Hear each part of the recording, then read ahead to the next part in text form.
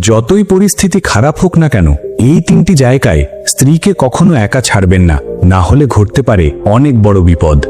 অনেক আগেকার কথা, এক ব্যবসায়ী এবং তার স্ত্রী ব্যবসার কোনো কাজে নিজেদের রাজ্য থেকে অন্য রাজ্যে যাচ্ছিলেন। যখন তারা অন্য রাজ্যের সীমানায় পৌঁছালেন, পথে তাদের কিছু ডাকাতদের মুখোমুখি হলো। ডাকাতরা ব্যবসায়ী এবং তার স্ত্রীর সব কিছু লুটে নিল। এভাবে ডাকাতের দল ব্যবসায়ী এবং তার স্ত্রীকে ভিক্ষুক বানিয়ে রেখে চলে গেল। ডাকাতরা তো চলে গেল, কিন্তু ব্যবসায়ী ও তার স্ত্রী একেবারে নিঃস্ব হয়ে দুশ্চিন্তায় পড়ে গেলেন। ভাবতে লাগলেন, এখন কি করব? অচেনা শহর, অচেনা মানুষ। এমন পরিস্থিতিতে তাদের অবস্থা খারাপ হয়ে গেল, কারণ অচেনা শহরে অর্থই সবকিছু। ব্যবসায়ী তার স্ত্রীকে নিয়ে অপরিচিত শহরের দিকে এগিয়ে যেতে লাগলেন। তাদের মনে চিন্তা হচ্ছিল যে এখন ব্যবসা করবে কিভাবে। এই চিন্তায় তিনি হাঁটছিলেন। এমন সময় তারা শহরের বাইরে একজন সাধুর কুটির দেখতে পেলেন। ব্যবসায়ী তার স্ত্রীকে নিয়ে কুটিরের দিকে হেঁটে গেলেন। কুটিরে পৌঁছানোর পর তিনি দেখতে পেলেন এক সাধু মহারাজ একটি গাছের নিচে বসে তার শিষ্যদের উপদেশ দিচ্ছেন। ব্যবসায়ী ভাবলেন, কেননা আমার সমস্যাটাই সাধু মহারাজকে বলি, হয়তো তিনি আমার সমস্যার সমাধান করে দেবেন। এই ভেবে ব্যবসায়ী সেই সাধুর কাছে গিয়ে বিনয়ের সুরে তার সমস্যার কথা জানালেন। তিনি বললেন, মহারাজ, যদি আপনি আমার স্ত্রীকে কারো কাছে বন্ধক রেখে আমার জন্য কিছু অর্থ জোগাড় করতে পারেন, তাহলে আমি চিরকৃতজ্ঞ থাকব। ব্যবসায়ীর কথা শুনে সাধু মহারাজের তার প্রতি করুণা বোধ হল।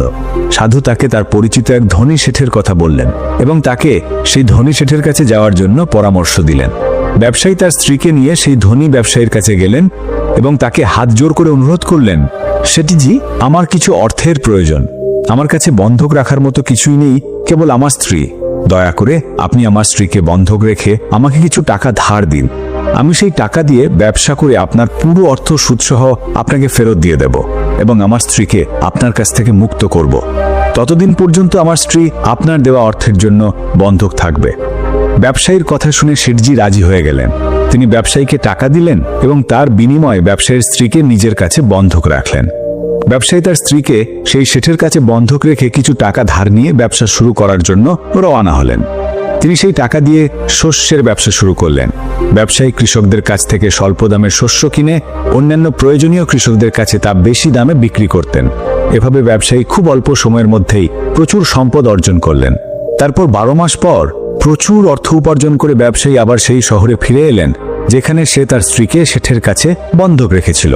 ব্যবসায়ী শেঠের বাড়িতে গেলেন এবং শেঠের কাছে গিয়ে বলল, শেঠজি, দয়া করে আপনি আপনার হিসেব করে নিন এবং আমার কাছ থেকে টাকা নিয়ে নিন। আমার স্ত্রীকে আমার কাছে ফিরিয়ে দিন। এই কথা শুনে শেঠ বলল, ভাই, দ্বিতীয় পার্ট পেতে চ্যানেলটি সাবস্ক্রাইব করে রাখো।